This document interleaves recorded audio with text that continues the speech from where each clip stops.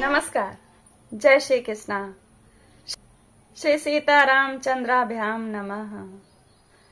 आपको मैं निरंतर श्रीमद् वाल्मीकि रामायण बालकांड का हिंदी में अर्थ सुना रही हूँ।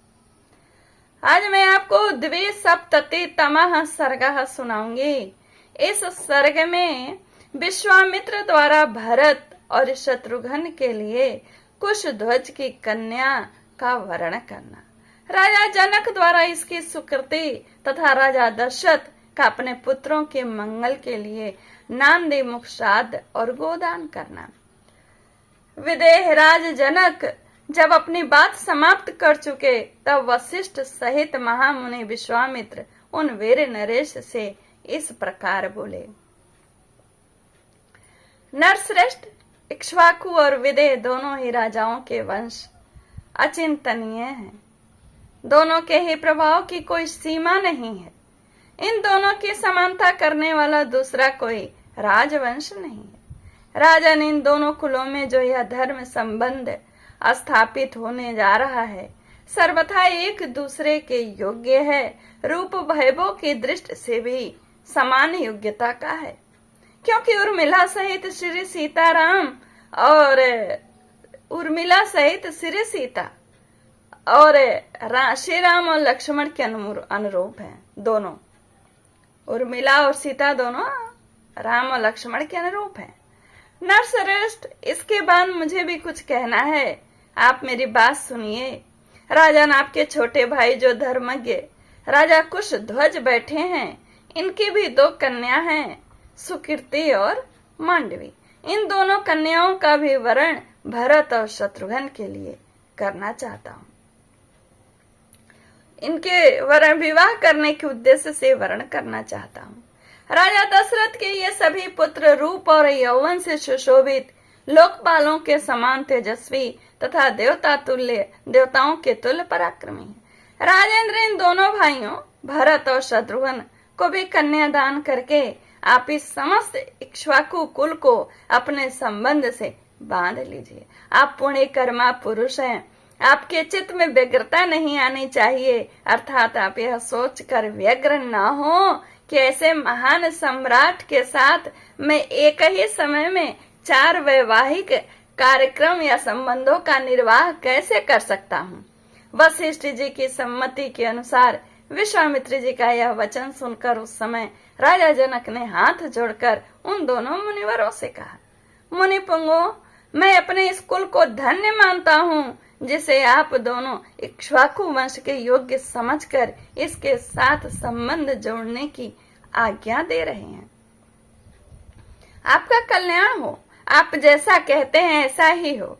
ये सदा साथ रहने वाले दोनों भाई भरत और शत्रुघ्न कुशध्वज की इन 2 कन्याओं में से एक एक को अपनी अपनी धर्म पत्नी के रूप में ग्रहण करें। महामुने, ये चारों महाबली राजकुमार एक ही दिन हमारी चारों राजकुमारियों का पाणी ग्रहण करें। ब्रह्मन अगले 2 दिन फाल्गुनी नामक नक्षत्रों से युक्त है। इनमें पहले दिन तो पूर्वा फाल्गुनी है, दूसरे अर्थात परसों उत्तरा फाल्गुनी नामक नक्षत्र होगा, जिसके देवता प्रजापति भग्य हैं। मनीषी पुरुष उन नक्षत्रों में वैवाहिक कार्य करना बहुत उत्तम मानते हैं। इस प्रकार सौम्य वचन कहकर राजा जनक उठकर खड़े हो गए। उन दोनों मुनिवरों से हाथ जोड़ करके बोले, आप लोगों ने कन्याओं का विवाह निश्चित करके मेरे लिए महान धर्म का संपादन कर दिया। मैं आप दोनों का शिष्य हूँ। मुनिवरों, इन श्रेष्ठ आसनों पर आप दोनों विराजमान हो। आपके लिए जैसे राजा दशरथ की अयोध्या है, वैसे ही यह मेरी मिथिलापुरी भी है। आपका इस पर पूरा अधिकार है, इसमें संदेह नहीं। अतः आप हमें यथा योग्य आज्ञा प्रदान करें। विदेहराज जनक के ऐसा कहने पर रघुकुल का आनंद बढ़ाने वाला राजा दशरथ ने प्रसन्न होकर उन मिथिला नरेश को इस प्रकार उत्तर दिया, मिथिलेश्वर, आप दोनों भाइयों के गुण असंख्य है। आप लोगों ने ऋषियों तथा राज समूहों का भली भांति सत्कार किया है। आपका कल्याण हो, आप मंगल के भागी हो। अब हम अपने विश्राम स्थान को जाएंगे। वहां जाकर मैं विधि पूर्वक नांदे मुख श्राद्ध का कार्य संपन्न करूंगा। यह बात भी राजा दशरथ ने कही।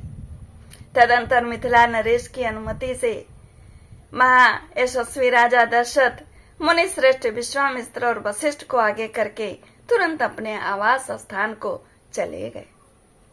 डेरे पर जाकर राजा दशरथ ने अपराह्न काल में विधि पूर्वक आभ्युदायिक श्राद्ध संपन्न किया। तत्पश्चात रात बीतने पर प्रातः काल उठकर राजा ने तत्कालोचित उत्तम गोदान कर्म किया। राजा दशरथ ने अपने एक एक पुत्र के मंगल के लिए धर्मानुसार 1-1 लाख गौवें ब्राह्मण को दान दी। उन सबके सिंह जो थे वो सोने से मढ़े हुए थे। उन सबके साथ बछड़े और कांसे के दूध पात्र थे।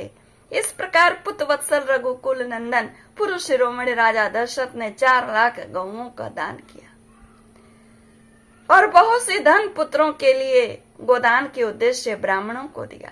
गोदान कर्म संपन्न करके आए हुए पुत्रों से घिरे हुए राजा दशरथ उस समय लोकपालों से घिर कर ऐसे बैठे हुए थे, शांत स्वभाव, जैसे प्रजापति ब्रह्मा शोभा पा रहे हो। इत्याशे श्रीमद् रामायणे वाल्मीकि आदि काव्ये बालकांडे द्विसप्तति तमः सर्गः पूर्ण हुआ। श्री राम जय राम जय जय राम, श्री राम जय राम जय जय राम। कहने सुनने से धर्म अर्थ काम मोक्ष चारों पुरुषार्थों की सिद्धि होती है। नमस्कार, जय श्री कृष्णा। कहने सुनने में जो गलती हुई क्षमा याचनाम समर्पयामि। और लाइक कमेंट शेयर करें और थोड़ा देखा करें। नमस्कार, जय श्री कृष्णा।